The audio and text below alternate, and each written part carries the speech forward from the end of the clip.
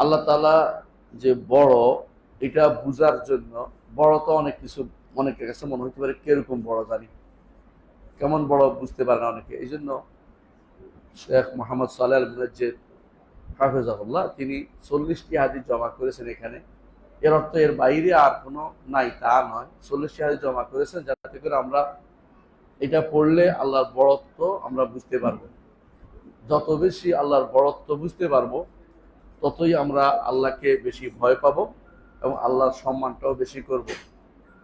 আল্লাহর বড়ত্ব বুঝার জন্য আমরা প্রতিদিন 5 বার কমপক্ষে, 5 অথবা বেশি আরো দাঁড়াই সলাতে, এখন বলি সুবহান রাব্বিয়াল আযীম। এবং আজিম যে আজমতটা, এটা কত বিশাল, যা বোঝার জন্য শুধু যদি আয়াতুল কুরসির দিকে তাকাই, সব শেষে কি আছে, ওয়াহুয়াল আলিয়ুল আযীম, তিনি আযীম। এবং তিনি যে কত আযীম, এটা রাসূলুল্লাহ সাল্লাল্লাহু আলাইহি ওয়াসাল্লাম বলেছেন একবার যে যে আল্লাহ তাআলা কত বড়, তিনি এটা উদাহরণ দিয়ে বুঝিয়েছেন। যে যখন বলা হলো যে আমরা আপনাকে দিয়ে উদ্ধার কামনা করতেছি, তখন বলে তুমি কি জানো, কি বলতেছ, আল্লাহর শান কত বড় উল্লেখ করেছেন। অনুরূপভাবে আল্লাহর আজমত বা শান বোঝানোর জন্য আল্লাহ তাআলা নিজেও বলেছেন, মা কাদারুল্লাহ হাক্কা কাদরিহি, আল্লাহর আজমত, বড়ত্ব, সম্মান তারা বুঝতে পারেনি। সমস্ত জমিন তার মুষ্টির ভিতরে থাকবে, সমস্ত আসমান তার ডান হাতে ভাঁজ করা থাকবে। এই বিশাল জমিন, বিশাল আসমান, আরো কত বড় তার হিসেবে আমরা জানি না, সবগুলি তার ডান হাতে ভাঁজ করা থাকবে। তাহলে বোঝা গেল যে আল্লাহর বড়ত্ব, এটা বোঝা, এটা একটা গুরুত্বপূর্ণ উদ্দেশ্য। নূহ আলাইহিস সালাতু ওয়াস সালাম বলতেছেন, মা লাকুম লা তারজুনা লিল্লাহি ওয়াকারা, তোমাদের কি হলো, আল্লাহর বড়ত্ব, আল্লাহর সম্মান তোমরা কেন বজায় রাখতে পারো না? এই জন্য আল্লাহর সম্মান যে ব্যক্তি বজায় রাখবে, আল্লাহর সম্মান যে ব্যক্তি বজায় রাখতে পারবে, সে ব্যক্তি আল্লাহর বড়ত্ব বুঝতে পারবে। আবার আল্লাহর বড়ত্ব বুঝলেও সম্মানটা বজায় রাখতে পারবে। এর অর্থ হলে বড়ত্ব বুঝার সাথে আল্লাহ তাআলাকে চেনা জড়িত। আল্লাহ তাআলাকে যথার্থভাবে চিনতে হলে আল্লাহর বড়ত্ব বুঝতে হবে, আল্লাহর বড়ত্ব বুঝতে হবে। তিনি কত বড়, সৃষ্টিকুল খুব ছোট, এটা বুঝতে হবে। একটি হাদিস আজকে আমরা আলোচনা করবে বড়ত্ব প্রকাশের জন্য। হাদিসটি বর্ণনা করেছেন আব্দুল্লাহ ইবনে আব্বাস রাদিয়াল্লাহু আনহু। তিনি বলেন, আখাযাল্লাহু তাবারাকা ওয়া তাআলা আল মিসাকা, আল্লাহ তাআলা অঙ্গীকার নিয়েছেন। মিসাক মানে হলো শক্ত অঙ্গীকার, দৃঢ় অঙ্গীকার, দৃঢ় অঙ্গীকার নিয়েছেন। এমনি সাধারণ ওয়াদা হচ্ছে একটা, অঙ্গীকার হলো যেটা দৃঢ়ভাবে নেওয়া। মিন যহরি আদম, আদমের পিঠ থেকে।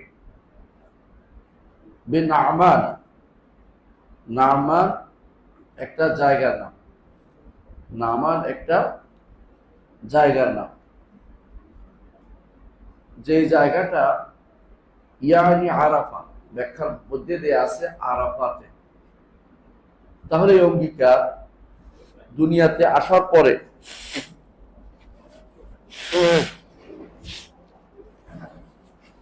আদম আলাইহিস সালাতু ওয়াস সালাম দুনিয়াতে তাকে পাঠানোর পরে এই অঙ্গীকার নেওয়া হয়েছে। দুনিয়াতে কখন পাঠাইছে? আর জান্নাতের থেকে যখন বের করে দেওয়া হয়েছে, তখন দুনিয়াতে পাঠাইছে। এইটা কিছুটা প্রমাণ করে, কিছুটা, যে যেটা বলা হয়েছে আদমের জাত, আদম পড়ছে শ্রীলঙ্কায় আর মা হাওয়া পড়ছে জেদ্দাতে, এটার আসলে বড় ধরনের কোনো দলিল, শুদ্ধ দলিল পাওয়া যায় না। এটা বড় বোঝা যায় যে তিনি আরব দেশেই পড়েছেন, যদি এটা শুদ্ধ হয় হাদিসটা। আল্লাহ তাআলা অঙ্গীকার নিয়েছেন, মহান রব্বুল আলামিন অঙ্গীকার নিয়েছেন আদমের পিঠ থেকে। নামান, জায়গাটা হচ্ছে নামান, নামান হচ্ছে আরাফাতে। আরাফা পুরাটা না, আরাফার পাশে সহ উপত্যকাটাকে বলে ওয়াদি নামান বলে। এখনো এটা নাম ওয়াদি নামান। এক পাশে হচ্ছে বতনে ওরানা, বতনে ওরানা। তো এটা বিশাল এলাকাটা উপত্যকা বলা হয়, এটা ওয়াদি নামান বলে। তো এইটা অনেকে আবার আরাফার মাঠকে হাসরের মাঠ বললে শুদ্ধ না। হাসরের মাঠ বলা শুদ্ধ না। আরাফার মাঠ কোনোদিনই হাসরের মাঠ ছিল না। আরাফার মাঠ কোনোদিনই হাসরের মাঠ ছিল না। দুনিয়ার হাসরের মাঠ হবে শাম, আখিরাতের হাসরের মাঠ হবে নতুন এক জায়গা যেখানে কারোর উপরে কোনো জুলুম হয়নি।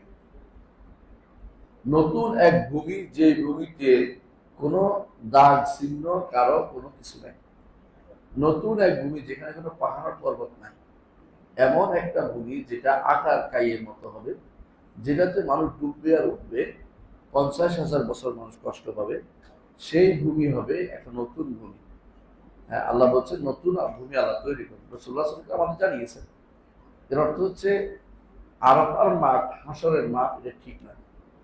তবে আরাফার মাঠের পাশে যে নামান, ওয়াদি নামান, এই ঘটনা আসছে বিস্তীর্ণ এলাকা পাহাড়ের মাঝখানে, যেটা হাদা দিয়ে যেতে আর তয়েব যাওয়ার সময় হাতের বাম পাশে পড়ে বা ডান পাশে পড়ে, এটাই উল্লেখ করেছেন যারা আলোচনা করেছেন তারা। তো এই যে নামান, এখানে এই হাদিসে নামান আসছে। আরেক বর্ণনায় আসছে যেটা হিন্দের মধ্যে আসছে, সিন্ধের ঘটনা। আরেক বর্ণনা আসছে না, এটা মক্কা এবং তয়েফের মাঝখানে একটা জায়গার মধ্যে আসছে। এটা আসলে নামানে, মক্কা এবং তয়েফের মাঝখানে ওয়াদি নামানে। কেউ বলছেন তো আসমানে হয়েছে, সুদ্দি বলছে আসমানে হয়েছে, কিন্তু আমাদের কাছে হাদিসে আছে নামান। তাহলে এই অঙ্গীকারটা জায়গা নিয়েও কিছু মতভেদ হয়েছে। অঙ্গীকারটা কোথায় নেওয়া হয়েছিল? অঙ্গীকারটা নেওয়া হয়েছিল তাহলে কার থেকে? আদম থেকে। আদমের পিঠ থেকে। কাদের থেকে নিছে এটা আমরা শুনবো একটু পরে। আদমের পিঠ থেকে অঙ্গীকারটা নেওয়া হয়েছে। আদমের পিঠ থেকে কিভাবে নিছে? ফাআখরাজা মিন সুলবিহি কুল্লা যুররিয়াতিন যারাআহা। আদমের পিঠ থেকে, আদমের পিঠ থেকে মিন সুলবিহি, তার বংশের মধ্যে যত সন্তান হবে সেগুলিকে তিনি বের করেছেন।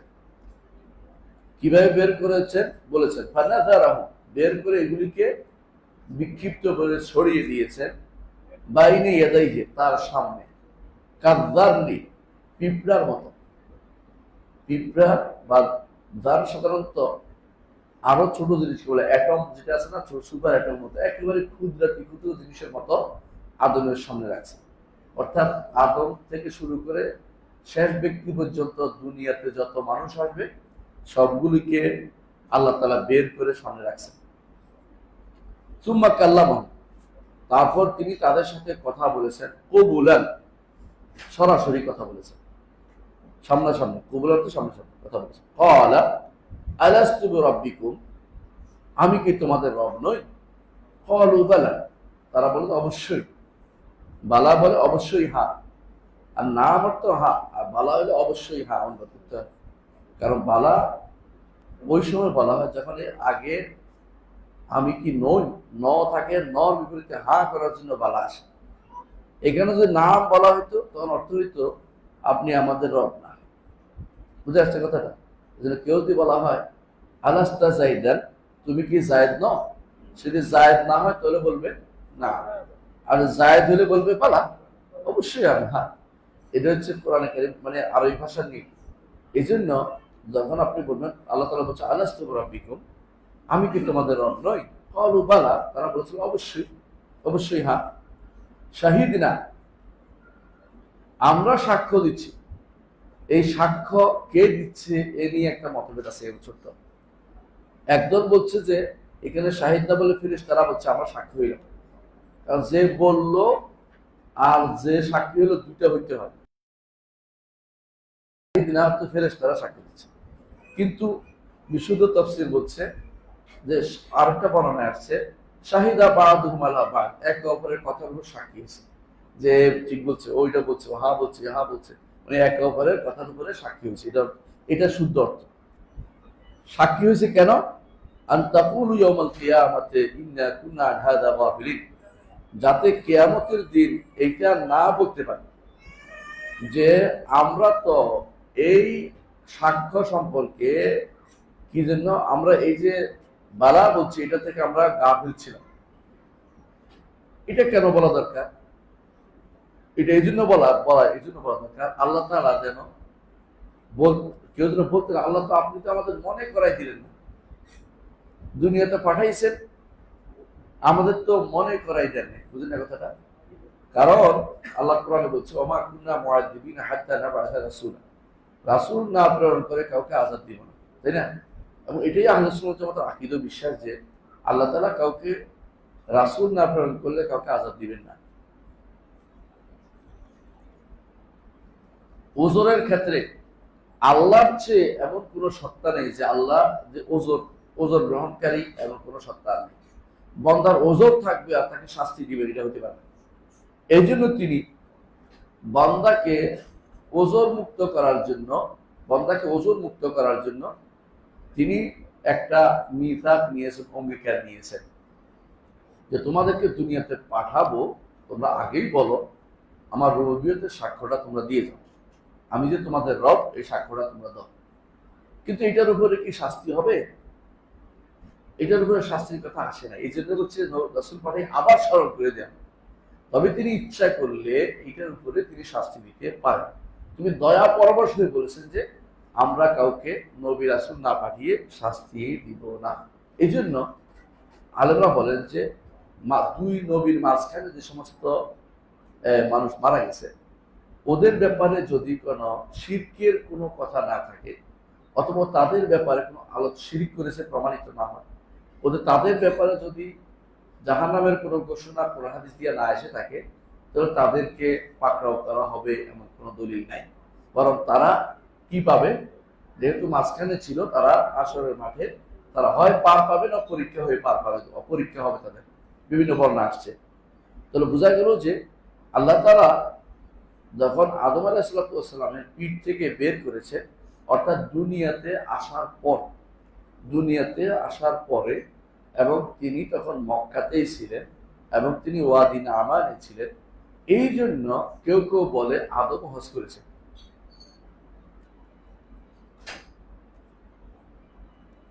কারণ ওয়াদি নামান এটা আরাফার মাঠের সাথে লাগোয়া, এর অর্থ হচ্ছে হজের জায়গা।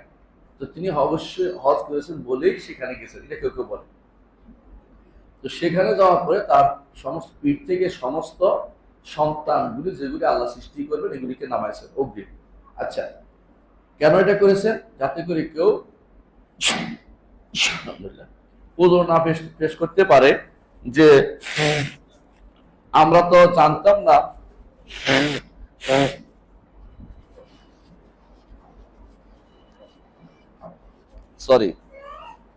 আমরা তো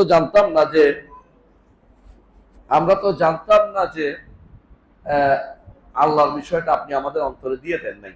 এটা হলো কথা। এই হচ্ছে হাদিসটি। এই হাদিসটি আব্দুল্লাহ ইবনে আব্বাস রাদিয়াল্লাহু আনহু বর্ণনা করেছেন। এই হাদিসটির সাথে সংশ্লিষ্ট আরো বেশ কিছু হাদিস আছে, মোটামুটি বলতে পারেন প্রায় 10টা হাদিস আছে। এগুলোর মধ্যে 4টা হাদিস, 5টা হাদিস, এগুলি 5টা হাদিস হচ্ছে মরফু, বাকিগুলো হচ্ছে একটা আছে দুর্বল, একটা আছে মরফু দুর্বল, আর বাকিগুলো মওকুফ। মোট 10টার মধ্যে যদি 5টা সহিহ হয়, বাকি একটা যদি দুর্বল হয়, কয়টা হলো? 6টা। বাকি 4টে হলো মওকুফ। মওকুফ অর্থ হচ্ছে সাহাবায়ে কেরাম পর্যন্ত আসছে, এর উপরে জানে। এতগুলো হাদিসের কারণে আলেমরা এটাকে সাবিত বলেছেন যে হাদিসগুলো সত্য। হাদিসগুলো সত্য হলে একটা জিনিস সাব্যস্ত হয় যে মিথাক, একটা অঙ্গীকার নেওয়া হয়েছে। আমরা এমনি জানি যে আল্লাহ একটা অঙ্গীকারের মাসলা, আমরা জানি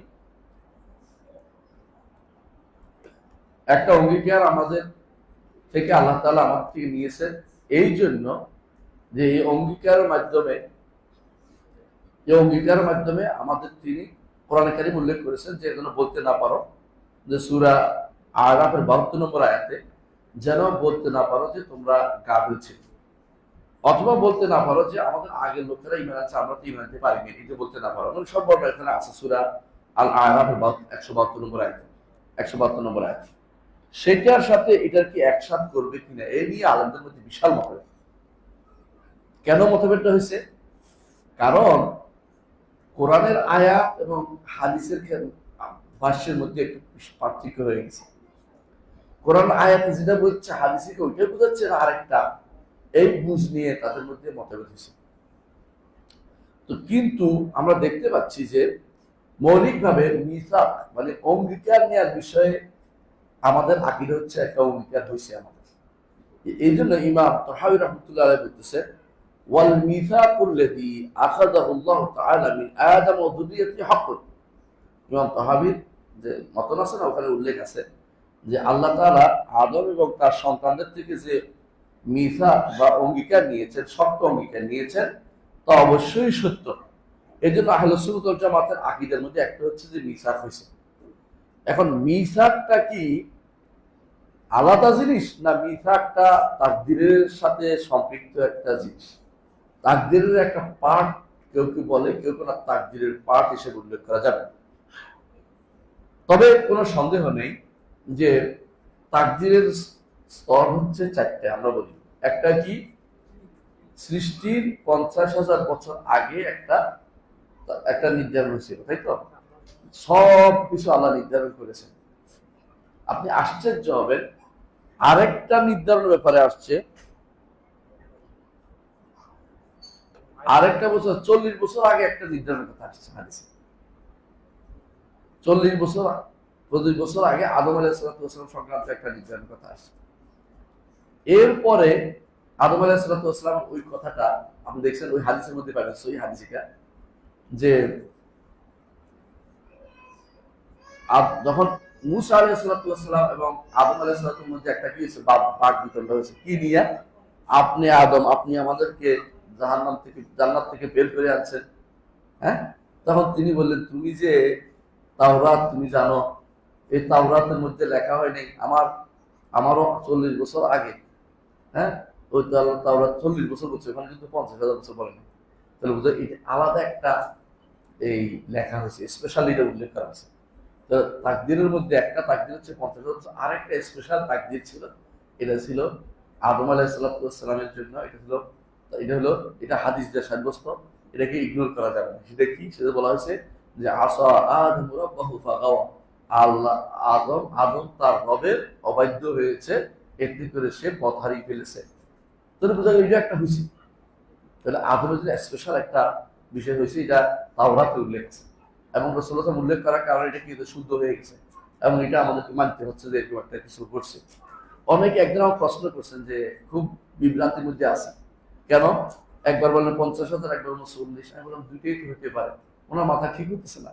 কারণ আল্লাহ তাআলা অঙ্গীকার কতবার নিয়েছেন আমাদের যেটা জানা, এটা আমরা বিশ্বাস করি। আমাদের নিয়ম হচ্ছে আমান্না ওয়া সাল্লাম, রাসূল বলেছেন, আল্লাহ বলেছেন, রাসূল বলেছেন, এটা আমরা বিশ্বাস করি। এখানে আমাদের সন্দেহের কোনো জায়গা নেই। স্পেশাল আদমের সাথে সম্পৃক্ত একটা অঙ্গীকার ছিল, সেটাও লেখা ছিল তাওরাত অনুসারে, সেটা আল্লাহ তাআলা লিখে তাওরাত লিখেছেন, সেটা উল্লেখ করেছেন।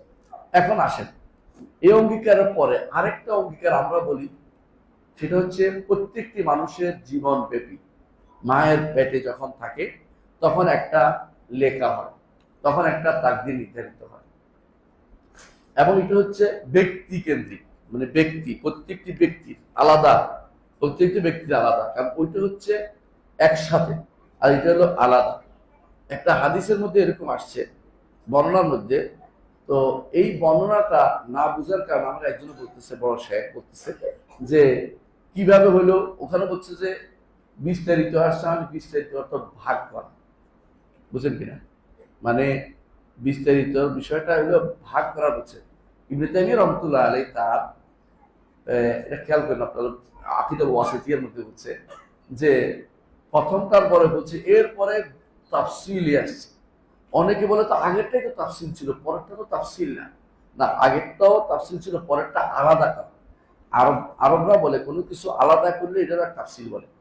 যেমন বলে কোনো কাপড় ছিঁড়ে কয় যে বেকাম ফাসসালতা, তুমি জামাটা কত দিয়ে সিলাইছো, এটা বলেন বেকাম খেত্তা খাইয়াত্তা, কিছু বলেন ফাসসালতা, মানে এটা অঙ্গে অঙ্গে ভিন্ন ভিন্ন ভাবে জড়ানো। তো যখন আল্লাহ তাআলা প্রত্যেকটি মানুষের জন্য আলাদা করছেন ওখান থেকে, তার জীবনে কি ঘটবে, এটা হচ্ছে দ্বিতীয় তাকদীর। এই দ্বিতীয় তাকদীরের আগে ঘটছে এই সিদ্ধান্তটা। এই জন্য কারো কারো নিকট 5টা, কোন কোন ইমাম 5টা বলে, কোন কোন 4টা বলে। কেন 4টা বলে? কেউ কেউ এই মিসাককে বলে এটা তাকদীরের অংশ না, এটা অঙ্গীকার, এটা আগের অঙ্গীকারের অংশ। আর কেউ কেউ বলে এটাও একটা তাকদীর হিসেবে ধরা হয়, তখন এটাকে 5টা ধরে। বুঝে আসছে কথাটা?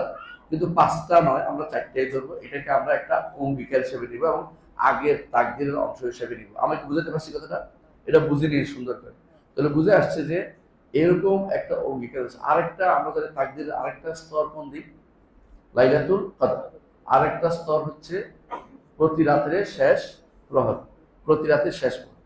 এর মাধ্যমে এই যে এই মিসাকটা কি তাকদীরের অংশ না তাকদীর? অবশ্যই তাকদীরের অংশ। এই তাকদীরের একটা অংশকে উল্লেখ করা হয়েছে, মুকাদ্দার যা ছিল যেটা হবে সেটা হয়েছে, এটা আলাদা কোনো মুকাদ্দার বিষয় না। কিন্তু যেহেতু সর্বব্যাপী সমস্ত মানুষের ব্যাপারে আসছে, এটা তাকদীর হিসেবে উল্লেখ করা হয়েছে। এবং এখানে একটা জিনিস হয়েছে, বিভিন্ন বর্ণনায় আসছে এবং বর্ণনাগুলি শুদ্ধ। সেটা কি?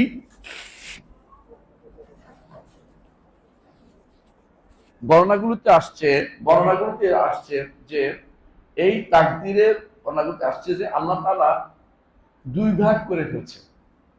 কাদেরকে? বনি আদমকে। একবার তার ডান হাতে নিয়ে বলছেন হাউলাইল জান্নাহ ওয়ালা উবালি, এগুলি জান্নাতের জন্য, আমি কোনো পরোয়া করি না। আরেকগুলো বাম হাতে নিয়ে বলছেন এগুলি জাহান্নামের জন্য, ওলা উবালি, আমি কোনো পরোয়া করি না। আল্লাহ তাআলা ভাগ করেছেন, জান্নাত যাবে জাহান্নাম যাবে তার কাছে সম্পূর্ণ নির্ধারিত। কেউ যদি বলে যে আমি আমল করে করে নির্ধারণ করবো, সে হচ্ছে এখন পর্যন্ত পথভ্রষ্ট। বুঝে আসছে কথাটা? এটা কোন বলতে পারবে না। আল্লাহর কাছে সবই নির্ধারিত, কোনো কিছু মুআল্লাক নাই, সবই মুবরাম, সবই সুনির্ধারিত। তাহলে মুআল্লাক কার জন্য? মুআল্লাক আমার দৃষ্টিতে, মুআল্লাক ফেরেশতার দৃষ্টিতে। আল্লাহর কাছে কোনো কিছু অমীমাংসিত নাই, সবকিছু মীমাংসিত। বুঝছেন? সেখানে আরেক বর্ণনায় আসছে, বর্ণনাগুলি বুঝবেন যে আল্লাহ তাআলা কি করলেন, এদের সুন্দর আলোর ব্যবস্থা করলেন, অবিস ব্যবস্থা করলেন, যেগুলো মিটমিট।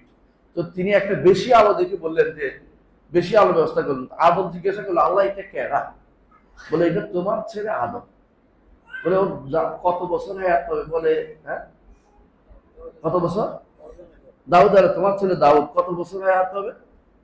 60 বছর। তো আল্লাহ এটা কম হয়ে যায় না, আমার থেকে 40 বছর দিয়ে দেন। বুঝেছ?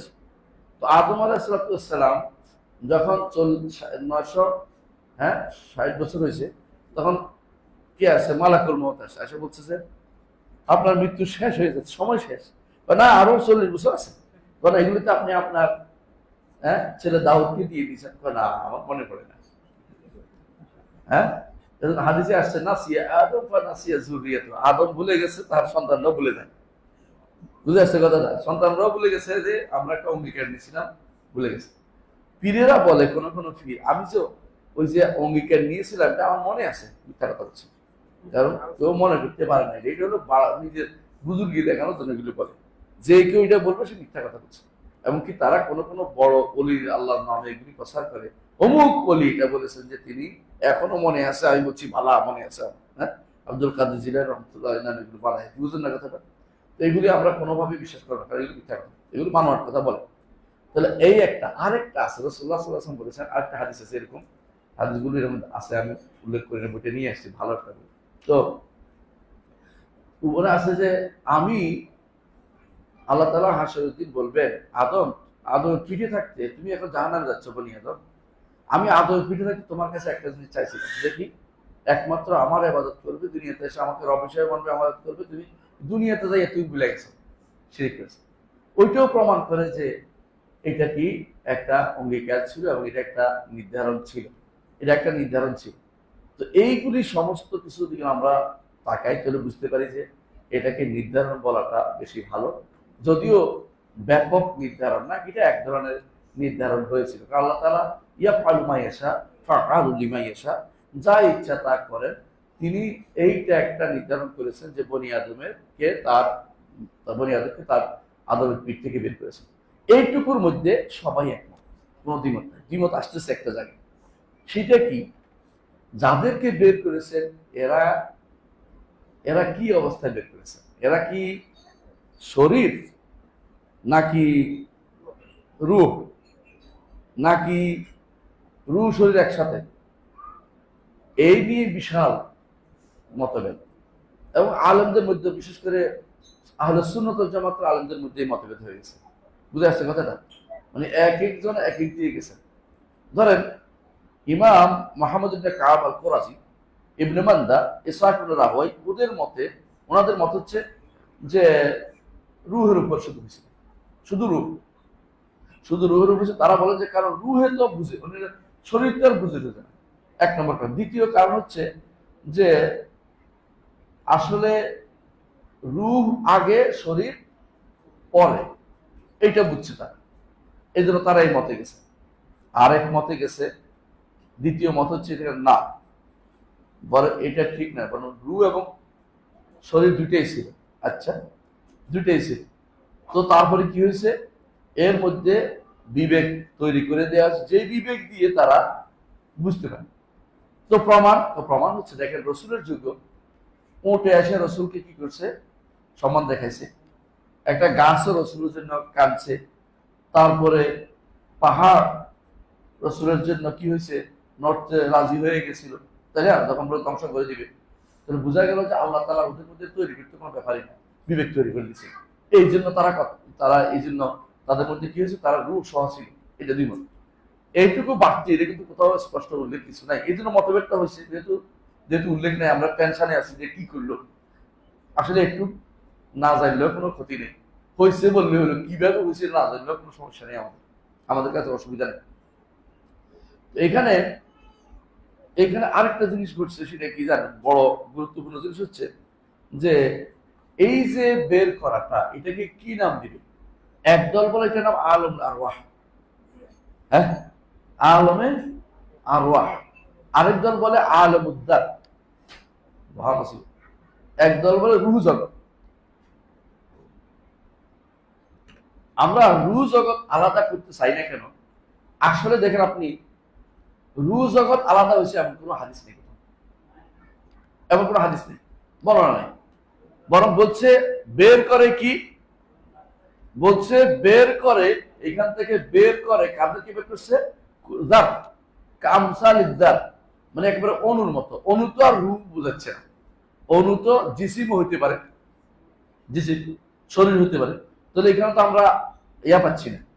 আরেক দল বলছে যে আলমুদ্দার, একদল বলছে আলমুর রূহ, একদল বলছে আলমুদ্দার, না মানে জগৎ, রূহ জগৎ, আর হচ্ছে না দার জগৎ, জগৎ কি অনুজগৎ।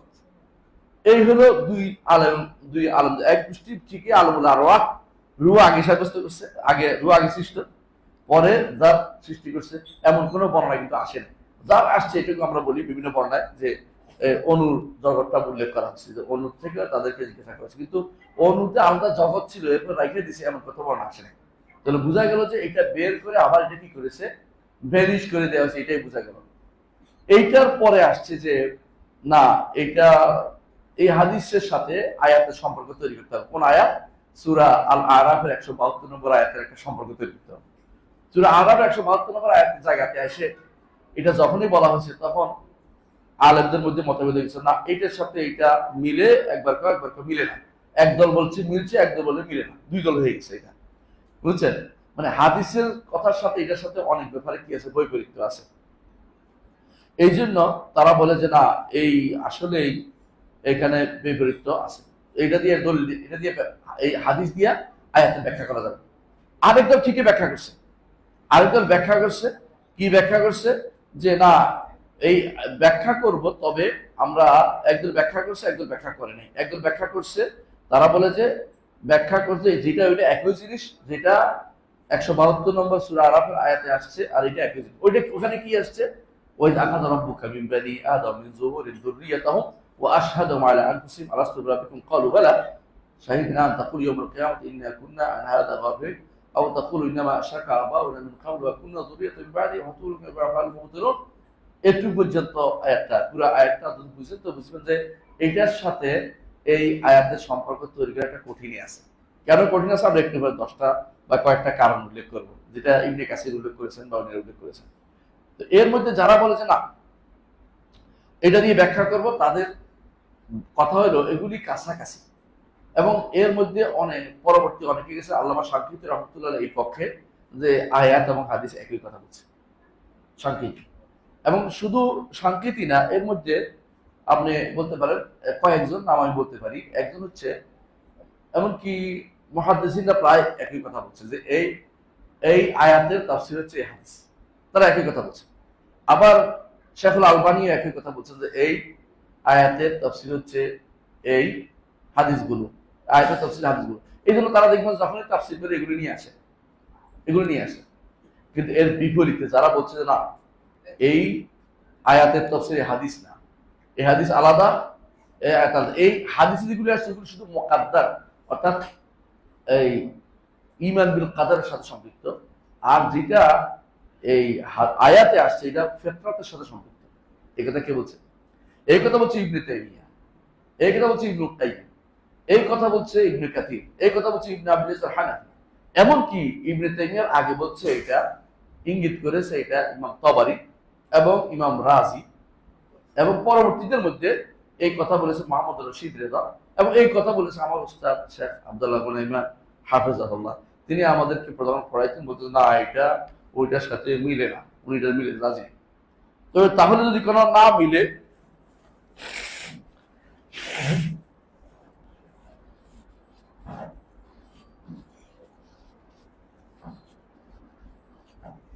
যদি ওটার সাথে না মিলে, যেটা বলছিলাম, যদি ওর সাথে না মিলে তাহলে কেমন অভিজ্ঞতা? তো বলা হয়েছে কালা, এখানে বলা হয়েছে কলু বালা, তাই না?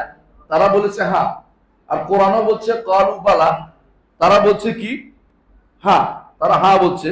তাহলে আপনি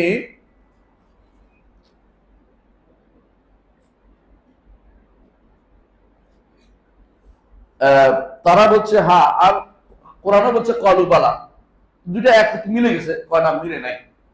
বরং এখানে যেটা কলু বালা বলছে এটার অর্থ হচ্ছে তাকদিরের মাসআলা।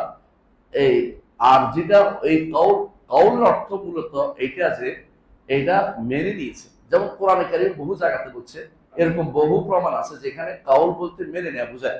যেমন কোরআনে কারীম বলছে, আল্লাহ তাআলা বলছেন আসমান ও জমিনকে ইতিয়া তাওয়ান আও কারহা, আসো দুইজন আসমান জমিন আমার কথা আনুগত্য করো। আল্লাহ তাআলা বলছে আসমান জমিনকে ক্বালাতা আতাইনা তাইন, উভয় বলছে কি আপনার আনুগত্য করতে, উভয় বলছে, এটা বহু কৌল আসছে, কিন্তু এখানে বলা দ্বারা বুঝাচ্ছে আনুগত্য মেনে নেয়াকে, আনুগত্য মেনে নেয়াকে।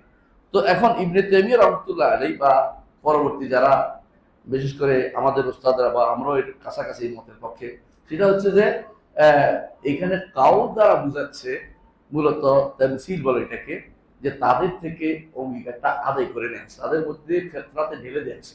ফেতরাত এটা দ্বারা ওই তাকদীরের মাসলাতে আসতেছে না, কারণ ফেতরাতটা তাদের অন্তরের ভিতরে আল্লাহ প্রত্যেকটি বনি আদম, কারণ এখানে বলছে কি দেখেন যে আদমের পিঠে কি করছে, আর পিঠ থেকে তিনি নিয়ে আসছেন, আর মশে করে নিয়ে আসছেন।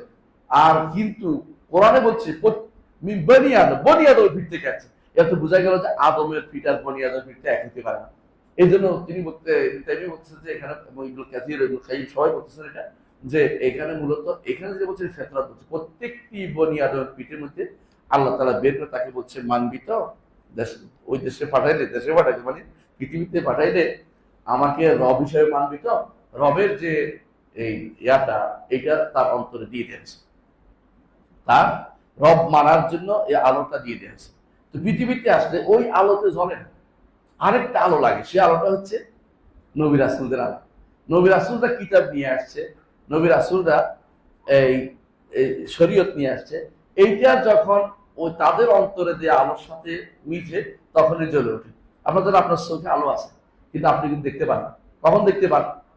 বাইরে আলো একটা পড়লে, বাইরে আলো পড়লে দেখতে পান, আপনি তো সব আলো দেখতে পান।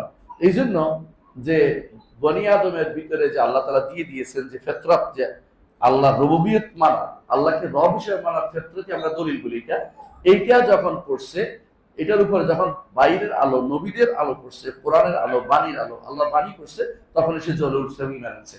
আর যারা ফিতরাত নষ্ট করে ফেলেছে তারা ঈমান আনে নাই, ফিতরাত নষ্ট করে তারা ঈমান আনে নাই।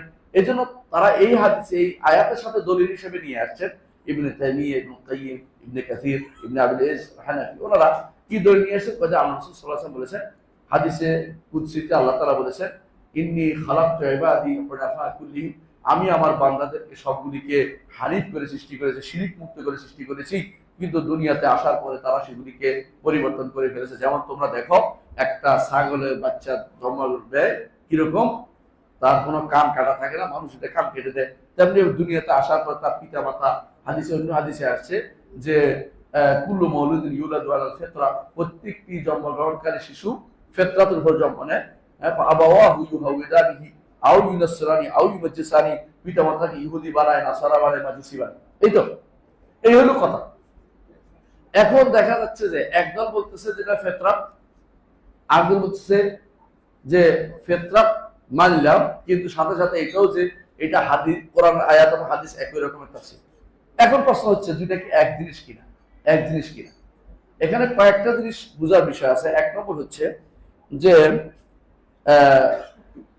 কয়েকটা জিনিস হচ্ছে যে বনি আদমকে বের করা এবং আলাদা করার, নেককার বদকার আলাদা করতে হাদিস আমরা পাইছি। তো এটা বলে তাকদীরের মাসলা চলে আসছে, আসলে মুকাদ্দার জিনিসটা। কিন্তু যেই জিনিসটা যেই সমস্ত ইবনে কাইয়িম বলেন, যে সমস্ত বর্ণনায় আসছে যে তাদেরকে ইস্তানতাকাহুম, কথা বলাইছে কে, কাদেরকে? আদমের সন্তানদেরকে বের করে আদমের পিঠ থেকে বের করে সামনে ফালাইয়া কথা বলাইছে, এবং যেখানে বলছে আশহাদাহুম, তাকে সাক্ষী রাখছে, এবং যাদেরকে বলেছে খাতাবাহুম, কথা বলছে, তারা আল্লাহর সাথে কথা বলছে, এই বর্ণনাগুলি একটাও শুদ্ধ না। কে বলতেছি? ইবনে কাইয়িম বলতেছে যে একটাও শুদ্ধ না। কিন্তু মুহাদ্দিসদের মধ্যেও কিন্তু এই কথাটা বলছে অনেকে যে এই বর্ণনাগুলি শুদ্ধ না। এমনকি আমরা যে বর্ণনাটা পাচ্ছি, এই বর্ণনাটা নিয়েও আগে এই বর্ণনাটাও ইতিপূর্বে ইমাম তবারি বলছেন যে বর্ণনাটা শুদ্ধ না, কিন্তু পরবর্তীরা আয়েশা এবং ইমাম ইবনে কাসির বলছে এটা মওকুফ, এটা সহিহ না, মারফু না। কিন্তু ইমাম শাইখুল আলবানী রাহমাতুল্লাহ বলছেন না, এটা মারফু সহিহ। তারপর তিনি বলছেন, শাইখুল আলবানী নীতি অনুসারে তিনি বলেন যে যদি কায়দা, মুহাদ্দিসদের কায়দা হচ্ছে যদি কোনো হাদিস সাহাবী বলেন এবং এই হাদিসের এমন নয় যে তিনি ইজতিহাদ করে বলতে পারেন এমন কিছু, তো এটা মরফু ধরা হয়। কাজে এটা তো মরফু ধরাই হয়ে যায়, সুতরাং এটা মরফু ধরা হয়। এই নিয়ে হচ্ছে মুহাদ্দিসদের মধ্যেই দুইটা গোষ্ঠী হয়ে গেছে। বেশিরভাগ মুহাদ্দিস কিন্তু এটাকে, আবার বলছি, এটাকে তাফসীর হিসেবে মনে করে। এই জন্য দেখুন প্রত্যেক যেই আয়াতের তাফসীর করছে হাদিসগুলো নিয়ে আসছে, কিন্তু আবার বিপরীতটাও আনছে। ইবনে কাইয়িম যারা, ইবনে তাইমিয়া যারা করছে, ওনাদের অনুসারী যারা, তারা ওই হাদিসগুলি আছে, ফিতরাতের হাদিস আছে, এই হাদিসগুলি একসাথে আমল করছে, এগুলি আলাদা জিনিস, এগুলো আলাদা জিনিস। সালেহ আল শেখ নাম শুনেছেন? হ্যাঁ, বর্তমানে জীবিত আছে। উনি বলছেন যে এত মতভেদপূর্ণ জায়গা আমি আর জীবন দেখিনি, বিশাল একটা। উনি তারপর বলতেছেন যে তবে এখানে একটা জিনিস আছে, এমনকি যিনি যারা ইবনে আবি জাইদ হানাফি, তিনিও বলতেছেন যে এখানে মূলত একটা জিনিস হচ্ছে, সেটা হচ্ছে এক জায়গাতে সবাই একমত যে এই হাদিসটার মধ্যে যে মিসাকটা হয়েছে, মানে অঙ্গীকার নেওয়া হয়েছে হাদিসের মধ্যে, এবং কোরআনের মধ্যেও অঙ্গীকার আছে, কারণ এখানেও এটা উল্লেখ করেছে। তো অঙ্গীকারের ব্যাপারে ঠিক, কিন্তু অঙ্গীকারটা কি তাকদীর অংশ হিসেবে না ফিতরাতের অংশ হিসেবে? এবং এইটা তাকদীর, হাদিসগুলো যে তাকদীরের আলোচনা একটা সন্দেহ নেই, কিন্তু কোরআন কি তাকদীর আলোচনা করছে না ফিতরাতের আলোচনা করছে, এইটা হলো মতভেদের জায়গা। আসল জায়গা হচ্ছে এখানে, বুঝে আসছে কথাটা, এই জায়গাটা। তো তিনি বলতে চাচ্ছেন যে কিছু জায়গাতে একমত আছে, কিছু জায়গাতে তারা দ্বিমত হয়েছে, ইখতিলাফ হয়েছে, মতভেদ হইতেই পারে। তো তিনি বলছেন যে আলেমরা বলতে চাচ্ছে যে কিছু জায়গায় একমত, সেটা কি, যে আল্লাহ তাআলা আদমের পিঠ থেকে কি বের করছে? সন্তানদের বের করেছে, একটা। আরেকটা হলো আল্লাহ তাআলা দুইটা কবজা করেছে, এটাও হাদিস, দুই মুষ্টির ভিতরে দিয়েছে, এটাও হাদিসের সাব্যস্ত। আরেকটা হলো ওদেরকে বের করার বিষয়টা, বের করেছেন, পিঠ থেকে বের করেছে, বের হয়েছে, তার আলাদা একটু খুশি হয়েছে, একটু খুশি। তিনটা ব্যাপারে কোনো মতভেদ থাকার কথা। এরপরে আসছে যে আসার যেগুলি আসছে, এগুলো তো হাদিসে আসছে, আর যেগুলি মওকুফ আসছে, এগুলির মধ্যে একটা আসছে যে তাকদীরের মাসলা, এটাও সাব্যস্ত, তাকদীরের মাসলা সাব্যস্ত। আরেকটা হচ্ছে আল্লাহ এদের আগে পরে সবকিছু কি হবে সেটা লিখছেন, এটাও সাব্যস্ত। আরেকটা হচ্ছে যে তাদের মধ্যে নেককার বদকার কি হবে, এটাও সাব্যস্ত। তাহলে বোঝা গেল অনেকগুলো সাব্যস্ত হলো। এখন প্রশ্ন হচ্ছে এগুলির মধ্যে আদম আলাইহিস সালামের সাথে যে কথা বলেছে, আদম আলাইহিস সামনে আসছে, এগুলি কি সত্যি পুরো সৃষ্টি আসছে, নাকি তাদের মতো করে একটা মিসাল হিসেবে আসছে? এইগুলো মতভেদে যায়, বুঝছেন কথাটা? এই জায়গাতে ইবনে তাইমিয়ারা বলতে চাচ্ছেন, যেটা ওনারা বলতে চাচ্ছেন যে এটা আসলে পূর্ণ সৃষ্টি আসে না, পূর্ণ সৃষ্টির প্রশ্ন আসে না, কারণ সৃষ্টি হয় মায়ের পেটে। আল্লাহ তাআলা কোরআনে কারীম বলছেন তোমরা কিছুই ছিলেন না। হাল আতা আল ইনসান হিনুন মিনাদ দাহর লাম ইয়াকুন শাইআন মাযকুরা। মানুষের উল্লেখিত কিছু ছিলই না। এত উল্লেখযোগ্য হলে তো সৃষ্টি থাকতো। এর জন্য তারা সৃষ্টি মুক্ত, পূর্ণ সৃষ্টি কিছুই ছিল না। খালক মুস্তাকার, স্থায়ী কোনো সৃষ্টি তারা ছিল না। স্থায়ী কোনো সৃষ্টি তারা ছিল না। তো এবং বরং পূর্ণ সৃষ্টি না, এটা একটা মিসাল হিসেবে আসছে। আর এরকম মিসাল দেয়া আরবি ভাষাতে আসে। এরপর তিনি বলতেছেন কি, ইবনে আবিল হানাফি বা ওনারা বলতেছেন, ইবনে তাইমিয়া ওনারা, যে যেখানে বলা হয়েছে কথা বলিয়েছেন, বলছে এগুলি কোনো এমন কোন হাদিস দ্বারা আসে না, কথা বলা সহিহ হাদিস আসে না। ইস্তন্তক আহম যে শব্দগুলি আসছে, এটা সহিহ হাদিসে আসেনি। এটা হচ্ছে আমরা যাদের কথা বলছি এরা। আর যারা বলছে না এটা না আসলেও হাদিসগুলো অনেকগুলো বর্ণনা আসছে, বোঝা গেল এটা একটা আসল আছে, কথা বলতেও পারে, আল্লাহ ইচ্ছা করলে সবাই কথা বলতে পারে, সুতরাং তারাও কথা বলছে, এটা ধরে নিচ্ছে তার। কিন্তু আসলে বোঝা গেল যে কথা বলার বিষয়ে সরাসরি কোনো নস পাওয়া সহি নস নাই। বরং এটা অর্থ হইতে পারে এটা যে তাদের থেকে অঙ্গীকার নিয়েছে, অঙ্গীকারটা হচ্ছে মূলত তাদের অন্তরের ভিতরে কি দিয়েছে, ফেতরাত দিয়ে দিয়েছে যে তারা দুনিয়াতে গেলে তারা আল্লাহর বিধানে, আল্লাহ তাআলার রবুবিয়তকে অস্বীকার করবে না। এখন আপনি বলতে পারেন এই যে এটা দিয়েছে, এটাতে লাভটা হচ্ছে একটা, সেটা হচ্ছে যে রবুবিয়তের এই আলোর কারণে তার উপকার হয়েছে, দুনিয়াতে গেলে তার উপরে যখন ইয়ারা দাওয়াত দিবে, নবীরা দাওয়াত দিবে, তখন সে উবুদিয়ত, উলুহিয়তটাকে বাস্তবায়ন করবে। কারণ রবুবিয়তের সরাসরি কোনো দলিল, রবুবিয়তের শিরিক করার কেউ দলিল দিতে পারবে না। রবুবিয়তের তার অন্তরের ভিতরে আল্লাহ তাআলা দিয়েছে। মানুষ যতই, বেশিরভাগ মানুষ কিন্তু সত্তাকে, একটা সত্তাকে মানে, কারণ তার অন্তরের ভিতরে এটা দিয়ে দেওয়া আছে। শুধু পরিবর্তন করে কারা, বাবা পিতা মাতা পরিবর্তন করে, আর কে পরিবর্তন করে, আত্মীয় স্বজন, আর কে, পরিবেশ, শিক্ষা, পরিবেশ, শিক্ষা, বন্ধু বান্ধব এগুলি পরিবর্তন করে। শয়তান পরিবর্তন করে, শয়তানও পরিবর্তন করে। নফসে আম্মারা বিসু, বেশি অবস্থা খারাপ হলে সেটাও পরিবর্তন করে, অন্ধকার হয়ে যায় না। ফিতরাত মানুষের একটা বড় জিনিস। ফিতরাত দিয়ে মানুষ অনেক কিছুই কি করতে পারতো, মানুষ মেনে নিতে পারতো। এই জন্য এখন ইবনে তাইমিয়া রাহমাতুল্লাহ আলাইহি বলেন যে আল্লাহর অস্তিত্বের উপরে সবচেয়ে বড় দলিল হচ্ছে, আফওয়ান, ইবনে তাইমিয়া রাহমাতুল্লাহ আলাইহি বলেন যে আল্লাহর অস্তিত্বের উপরে সবচেয়ে বড় দলিল হচ্ছে ফিতরাত। এই দলিলটা আবার মানে না কারা, আশারি মাতুরিদিরা মানে না, বলে ফিতরাত কোনো দলিল না। কারণ যদি ফিতরাতকে দলিল মানা হয় তাহলে আর সন্দেহ করার প্রশ্ন আসতেছে না। আশারি মাতুরিদির নিকটে প্রথম কাজ হচ্ছে সন্দেহ করতে হবে। আল্লাহর অস্তিত্বের ব্যাপারে প্রথম কাজ হচ্ছে সন্দেহ করতে হবে। সন্দেহ থেকে ধীরে ধীরে ধীরে ধীরে একটা একটা বাদ দিয়ে দিয়া ইয়াকিনে দেখতে হবে। বুঝলেন কিনা কথাটা? মানে প্রথম কি করতে হবে, আল্লাহর অস্তিত্বের ব্যাপারে সন্দেহ আছে, সন্দেহ কেন, এই কারণে এটা বাদ দিয়ে দিয়ে ধীরে ধীরে ইয়াকিনে দেখতে হবে। এর উপরে বুতি বই লিখছে, বুতি, হ্যাঁ, মোহাম্মদ সাইদ রহমান বুতি বই লিখছে, কুবরাল ইয়াকিনিয়াত, যে ইয়াকিনিয়াত, যে আগে সন্দেহ, তারপরে হ্যাঁ, তারপরে হক। এইটা একটা ভুল চিন্তাধারা। এই বাতিল এরা যেহেতু এইটা মানে, যেহেতু আগে ক্ষেত্র যদি মেনেই নেয় তাহলে তো বোঝা গেল আগে ঠিক ছিল, মানুষের ভিতরে পরে সন্দেহ ঢুকতেছে। এরা এটা মানতে রাজি না, আগে সন্দেহ করতে হবে, পরে হক নিতে হবে, খুঁজি হক বের করতে হবে। এমনকি আশারীরা এটাও বলে ফেলছে দুর্ভাগ্যবশত যে আল্লাহর অস্তিত্বের ব্যাপারে যদি কেউ আরেকজনকে তাকলিদ করে আল্লাহর অস্তিত্ব মেনে নিচ্ছে, তার ঈমান শুদ্ধ না। নাউযুবিল্লাহ। বুঝছেন কথাটা?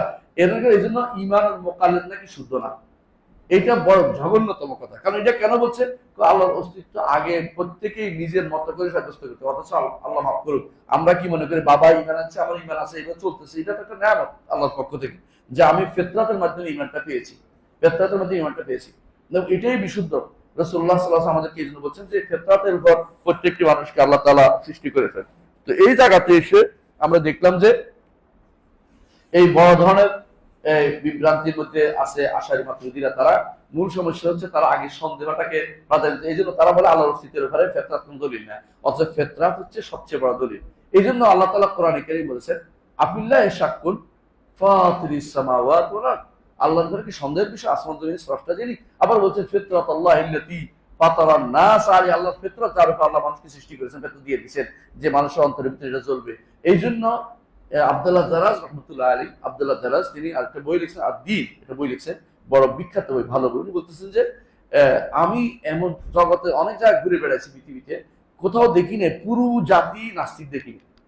নাস্তিক কোনো কোনো জাতি থেকে বিশেষ লোকেরা হয়, মানে বিশেষ লোকেরা স্পেশালি কিছু একটা বিভিন্ন কারণে হয়, কিন্তু পুরো একটা গোষ্ঠীকে নাস্তিক দেখে নেই। নাস্তিক এমনকি তাদের মধ্যে কোনো আবাদত না করলে যে মানা করছে তার আবাদত শুরু হয়ে গেছে। যেমন বৌদ্ধরা আবাদত করে কার? বৌদ্ধের আবাদত করে, অথচ বৌদ্ধ বলছে যে কোনো আবাদত এই সমস্ত কিছু লাগবে না, সে কিন্তু এটা মানত না। তার হলেও সমস্যা আছে, হ্যাঁ, সমস্যা দূর করার উপায় আছে, সমস্যা দূর করতে হবে, সমস্যা দূর করা যাবে, এই সমস্ত তথ্য দিয়ে সে চলছে। এগুলি যখন চলে গেছে সে, তো মানুষের অন্তরে শান্তি পায় না আবাদত না করলে, মানুষ আবার ওরে আবাদত শুরু করে দিচ্ছে। হ্যাঁ, বুঝে আসছে কথাটা? এবং মানুষ কিন্তু যে ফাকর আল ফাকরু জাতীয়, মানুষের অভাব হচ্ছে সত্তাগত, মজ্জাগত, তার মধ্যে অভাব থাকেই থাকে। কেউ বলবে না যে আমি স্বয়ংসম্পূর্ণ, সবাই বলে যে আমার কিছু একটা অভাব আছে। যেমন আমি বলি আমার সুস্থতার অভাব, আপনারা বলবেন যে আমার এই টাকার অভাব, কেউ বলে আমার চাকরির অভাব, কেউ বলে আমার জ্ঞানের অভাব। অভাব মানুষের মধ্যে আছেই আছে। তো অভাব যার আছে অর্থ সে স্বয়ংসম্পূর্ণ হইতে পারে না। যে কারোর কাছে ধর্ণা দিতে চায়, কারোর কাছে নিজেকে ছোট করতে চায়, কারোর কাছে চাইতে চায়, এবং এইটা ব্যক্তি মানুষ মাত্র, সে তো দাস, যেহেতু সে উল্টাটা করতে পারে না। এই জন্য সে অবশ্যই যে মনে না চাইলেও ভিতরে ভিতরে কি করে, আর তার স্রষ্টাকে মেনে নেয়। এই জন্য আল্লাহ তাআলা কোরআনে কারীমে বলেছেন ওয়াজাহাদু বিহা ওয়াস্তাগফারাতহা আনফুসুহুম যুলমান ওয়া উলুয়া। মুখে অস্বীকার করলে অন্তরের ভিতরে আছে যে না, একদম স্রষ্টা অবশ্যই আছে। এই জন্য ফেতরাতের বিষয়টা খুবই গুরুত্বপূর্ণ।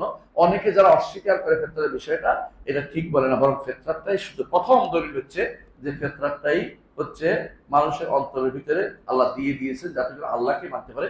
এই ফেতরাতের হাদিসটা যেটা এখানে, এটা আয়াতটা হচ্ছে ফেতরাতের, আর হাদিস যেটা এটা হচ্ছে মিসাকের, এবং এটা তাকদীরের সাথে সম্পৃক্ত। আল্লাহ মুকাদ্দার করেছেন, এই মুকাদ্দারটা বর্ণনা করেছেন কারণ এক জায়গায় হাদিসগুলো জমা করে বোঝা যায় যেটা তাকদীরের বর্ণনার জন্য শুধুমাত্র এসেছে, যে বনি আদম দুনিয়াতে যাই করুক না কেন দুই ভাগে বিভক্ত হবে, ফারিকুন ফিল জান্নাতি ও ফারিকুন ফিস সাঈর।